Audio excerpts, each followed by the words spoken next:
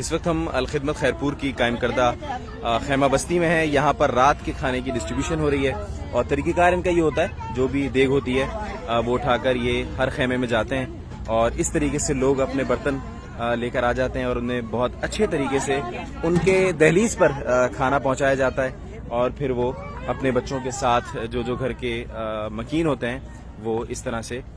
खाने को मिल बैठकर खाते हैं। तो इस तरीके से अलखिदमत की टीम जो है रोज़ाना तीनों टाइम खाने की डिस्ट्रीब्यूशन करती है। इस पूरी खैमा बस्ती में इसी किस्म के मनाजिर होते हैं यहाँ पर। और हमने पहले भी आपको वीडियो में बताया कि हर खैमा बस्ती में एक छोटा सा स्कूल भी है, मदरसा भी है, मस्जिद भी कायम कर दी गई है, साफ़ पानी के लिए इंतज़ामात हैं और मेडिकल के लिए भी यहाँ पर फैसिलिटीज़ जो हैं वो मुहैया की जा रही हैं।